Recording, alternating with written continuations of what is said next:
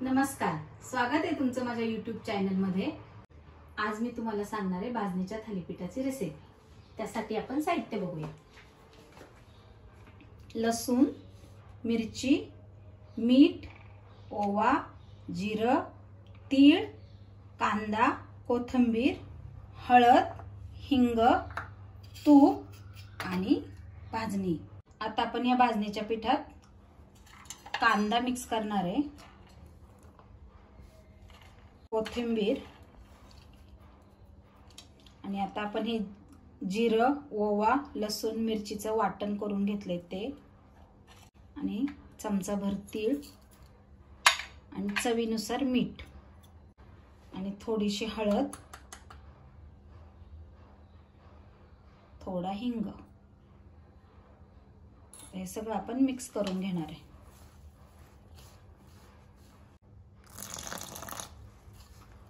पाणी आपल्याला एकदम नाही घालायचंय, थोडं थोडं मिक्स करायचंय, कारण ते एकदम घातलं तर पातळ होऊ शकतं, म्हणून पाणी एकदम थोडं थोडं मिक्स करायचं।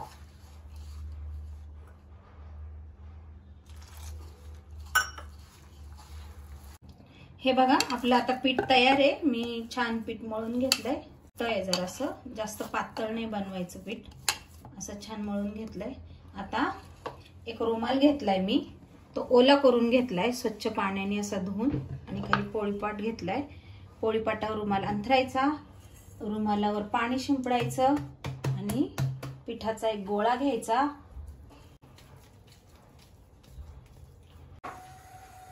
पाण्याचा हात लावून थालीपीठ थापून घेऊया।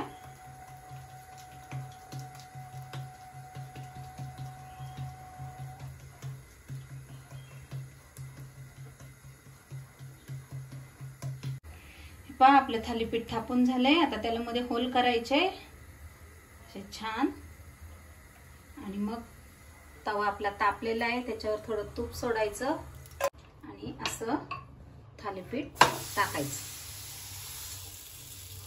छान भाजून घ्यायचंय।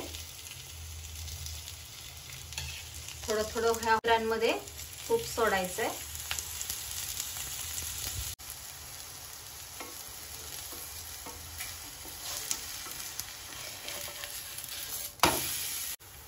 परत पलटी करून मग थोडं थोडं तूप सोडायचंय।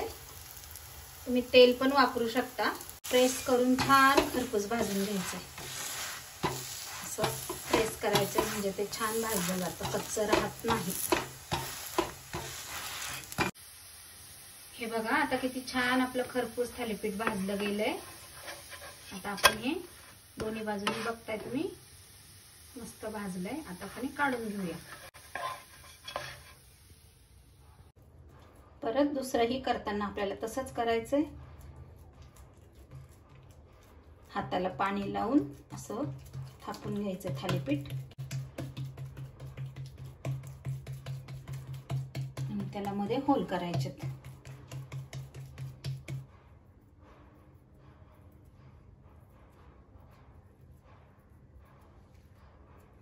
आणि परत तव्याला तूप लावायचंय, आणि त्यावर थालीपीठ टाकायचं।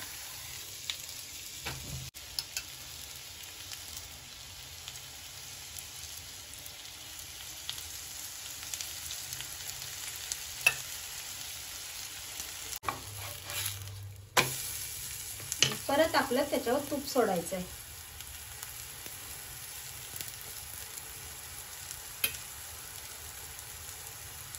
बघा, आपलं हे पण थालीपीठ भाजलेलं आहे। आता आपण गॅस बंद करू आणि हे काढून घेऊया। थालीपीठ तयार आहे। तुम्ही हे लोण्याबरोबरही खाऊ शकता, सॉस बरोबरही खाऊ शकता, किंवा तुपाबरोबरही खाऊ शकता, आणि दह्याबरोबरही खाऊ शकता। रेसिपी तुम्हाला आवडली असेल तर कमेंट मध्ये मला नक्की सांगा।